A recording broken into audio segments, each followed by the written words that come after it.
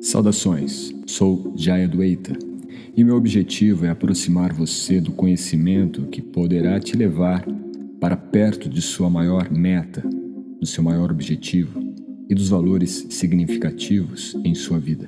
E nesta nova temporada nós estudaremos o Ashtanga Yoga de Patanjali, onde falaremos em detalhes os 8 degraus do processo de yoga segundo a visão clássica dada por Patanjali. Asteya sintetiza o terceiro estágio dentro de Yama, e ele é definido por não roubar ou não aceitar a posse de outros. Isto significa que nós devemos ter uma postura muito coerente com a nossa realidade e de não nos influenciarmos pelos impulsos que muitas vezes são impulsos propostos pelo nosso ego. Asteya, dentro do Ashtanga Yoga de Patanjali, não é algo que ficou registrado apenas no passado e que não seja prático, aplicável nos dias de hoje. Muitas vezes nós acabamos por encontrar interpretações, às vezes de professores, até mesmo com um doutor no seu nome, mas de conhecimento aprofundado mesmo a respeito do que é o yoga, a respeito da filosofia, da literatura, dos tratados de yoga, pouco se sabe. Portanto, é muito importante que nós tenhamos uma base na tradição clássica do yoga, na tradição literária do yoga, que foi preservada por milhares de anos.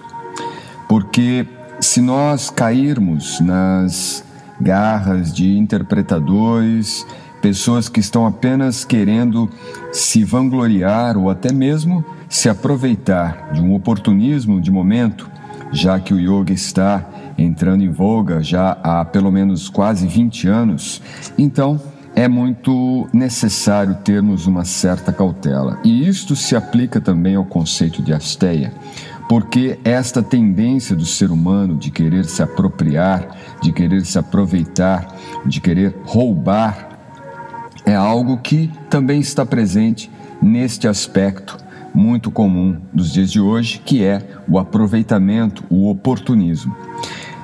Porém, dentro do aspecto de Ashtanga, fiquemos nos elementos que compõem a Asteya em seu sentido clássico e que está diretamente ligado à questão psicológica do yoga.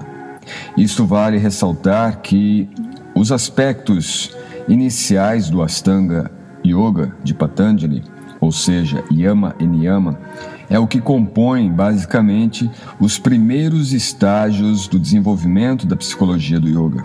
Os elementos que estão presentes em Yama e Niyama são elementos essenciais à compreensão e principalmente à aplicação dos conceitos básicos e elementares da psicologia na visão do yoga. Desse modo, a Ashtanga Yoga de Patanjali enfatiza neste terceiro estágio de estruturas dentro do próprio Yama o aspecto de Asteya, como eu disse, o aspecto de não roubar. Neste caso, o verdadeiro yogi também se destaca por não querer para si a posse de outrem, com perfeito conhecimento de que existe um supremo controlador, desfrutador e proprietário. O yogi entende que tudo pertence ao Paramatma, a superalma.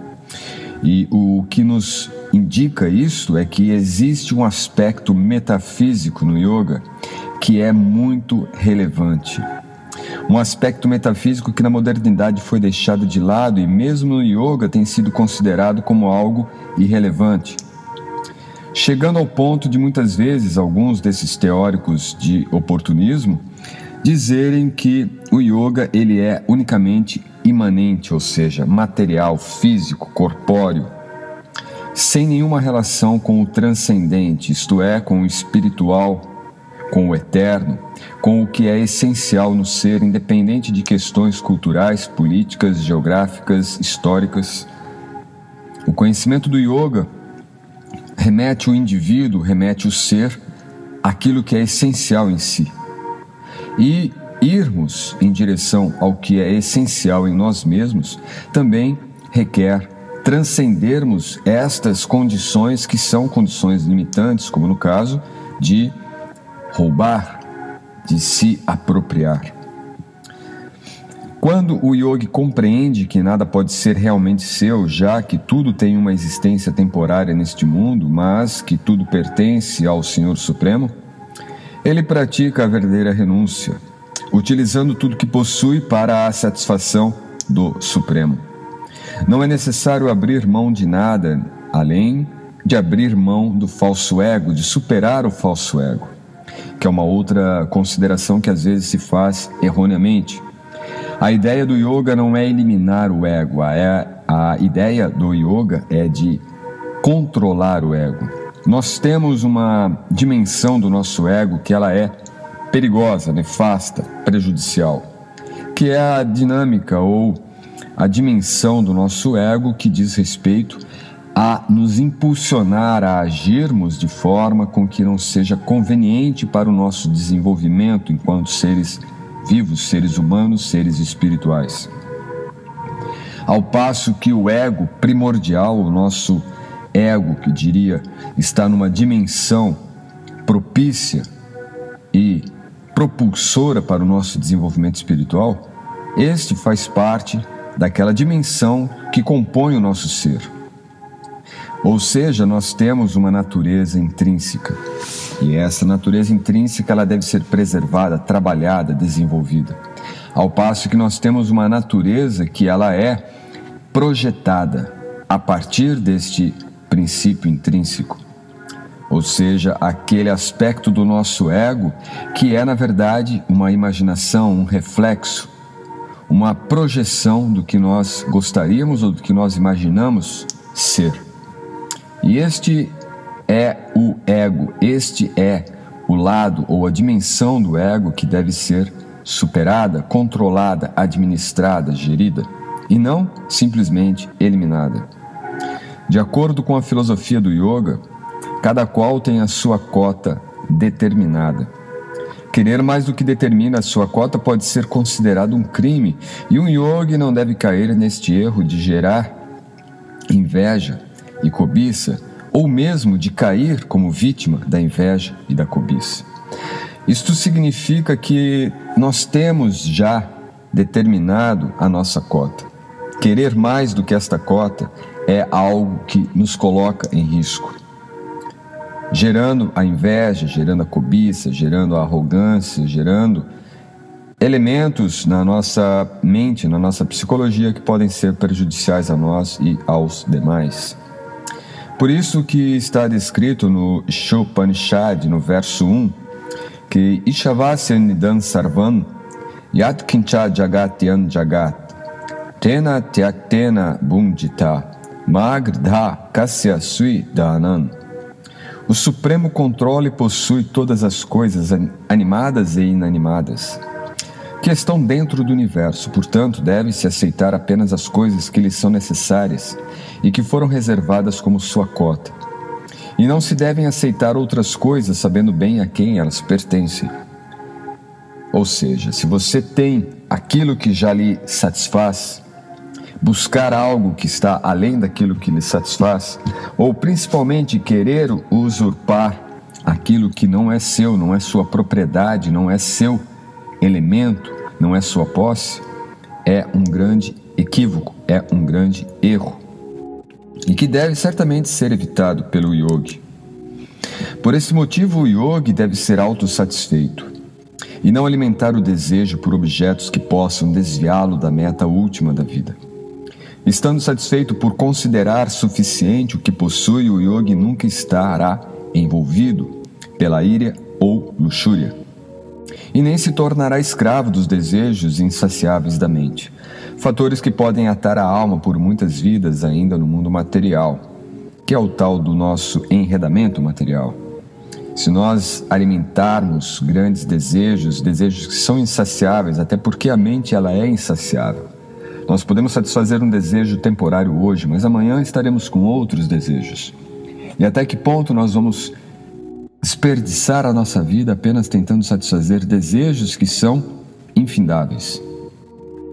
Temos sim que focar naqueles desejos que são essenciais e que sim alimentarão, desenvolverão, facilitarão, favorecerão o nosso aprimoramento espiritual, o nosso aprimoramento humano.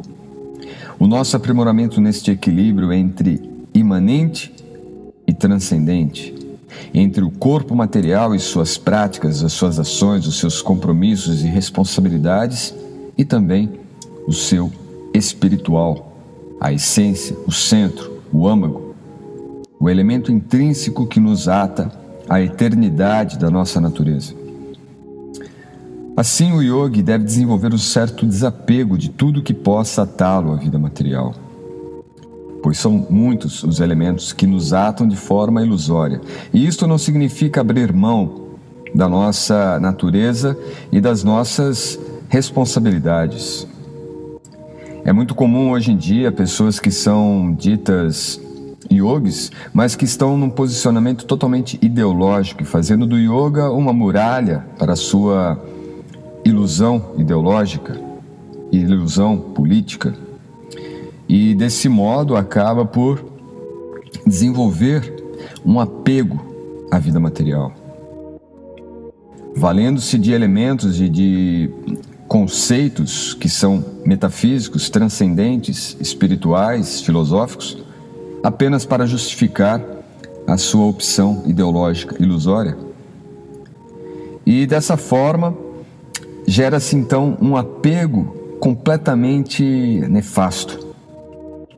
No Bhagavad Gita, no capítulo 15, verso 4, vemos que é necessário deixar a associação daquilo que possa ser prejudicial à alma espiritual.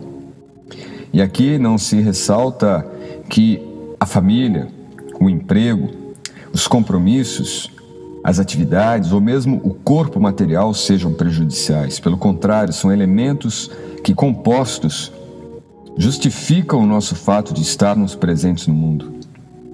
Nós não estamos aqui apenas de passagem para ficar lamentando, reclamando de estarmos presos na vida material quando gostaríamos de estar penando ou vagando pelo universo como alminhas. É mera ilusão. O fato é que nós estamos no mundo material, estamos numa relação com o mundo material e devemos sim entender a nossa responsabilidade. Isto é psicologia do yoga. Assumir o compromisso, entender o nosso papel no mundo. O desenvolvimento das nossas virtudes, desenvolvimento da ética, de um ponto de vista espiritual, logicamente. E ao mesmo tempo, o embasamento em princípios morais atemporais.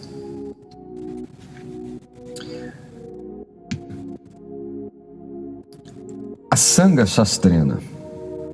A Sangha Shastrena é justamente o termo que aparece no Bhagavad Gita que fala sobre esse desapego à associação material que seja prejudicial ao desenvolvimento espiritual. É preciso deixar todo o apego a tudo que pertence à energia material ou que nos ate à energia material. E, logicamente, política, ideologia, essas questões todas que exigem do nosso ego uma irreverência, uma exaltação, tudo isto é, na verdade, a Sangha Shastrena, elementos que nós devemos nos desapegar. A melhor maneira de realizar esse desapego não é abandonando a associação com a energia material, mas usá-la no aprimoramento espiritual. Seria como trocar a associação material pela espiritual, pois se nós sabemos que tudo pertence a Ishvara, o Supremo, o yogi naturalmente desenvolve uma relação espiritual com a energia material, utilizando-a para a satisfação do Supremo. Não há necessidade de fugir, de lutar contra a energia material, mas de usá-la para a satisfação do Supremo. Isto é metafísica. Isto é o elemento essencial do yoga, um posicionamento metafísico. Enquanto que pessoas que estão completamente encantadas com a energia material, encantadas com a força do corpo, com as potencialidades do corpo, acham que o corpo é superior à alma, mas a alma ela precede o corpo. Então, naturalmente, é a alma que deve ser alimentada, deve ser entendida, E é a partir da alma que devemos agir. O corpo é uma extensão da nossa alma. Isto é a Sangha Shastrena, que pode ajudar a desenvolver uma atitude livre da cobiça, quer dizer, nós cobiçamos aquilo que é material, nós cobiçamos aquilo que está no entorno da nossa condição material. E se está na condição material, significa que ela pertence a alguém mais que não eu. Ou ao Supremo, ou a uma outra entidade viva. Se eu passo diante de uma grande construção arquitetônica, de uma casa, de uma obra, ou qualquer coisa assim, ou de um carro, ou de um elemento material que tem ali em si um valor material, e exalto sobre ela o meu interesse, meu desejo de posse daquele objeto, e aquele objeto, na verdade, pertence a alguém. E tudo dentro da natureza material, em última análise, pertence ao Supremo. Então, se você deseja, inveja, cobiça algo, em última análise, você está criando uma barreira entre você, a sua consciência, e o Supremo. Como se declara também no Yoga Sutra, no segundo Pada, Sutra 37. Asteya Pratishtayan Sarvaratnopastanam. Estabelecendo-se firmemente em honestidade, todas as opulências necessárias se afloram. Honestidade. Veja que está muito relacionada com o nosso podcast anterior. Tratávamos sobre a veracidade, Satya. E veracidade está muito intrincadamente ligada à questão de Asteya. Não tem como você ser veraz se você é um ladrão. Da mesma forma, não tem como se desenvolver honestidade se você não tem veracidade. Porém, se não puder eliminar por completo esses desejos corrosivos da mente por meio de Astanga Shastrena, ou melhor, de Asanga Shastrena, que é aquele desapego da afeição material, o yogi deve ao menos evitá-los em seus pensamentos, falas e ações. Isto é facilitado quando se busca levar uma vida pura em todos os aspectos, através da associação com aqueles que estão empenhados na prática do serviço devocional amoroso ao Supremo. Pode-se tornar a vida mais pura e espiritualizada. Portanto, o que eu gostaria de deixar nesse podcast é uma mensagem um pouco mais pontual. Se você está buscando conhecer o yoga, entende que o yoga é, na verdade, um conhecimento, um instrumento para que você encontre o sentido, a prática, a vivência, a experiência do yoga em você, em sua vida, na sua condição. Você nunca vai encontrar no yoga o aperfeiçoamento que foi alcançado por outro. Você vai encontrar no yoga as condições para que você exercite e experimente a sua dimensão espiritual dentro da sua vida material. E se alguém diz a você que essa questão toda de espiritualidade do yoga é algo ilusório, é algo fanático, algo religioso, simplesmente vire as costas para essa pessoa, porque ela está te desviando do verdadeiro propósito do yoga, que é o desenvolvimento espiritual, sim. E se você não tem esse interesse de desenvolvimento espiritual, você pode muito bem ajudar no seu próprio desenvolvimento de equilíbrio emocional, desenvolvimento de uma mentalidade um pouco mais equilibrada. Claro, aí todos os elementos desenvolvidos da psicologia do yoga.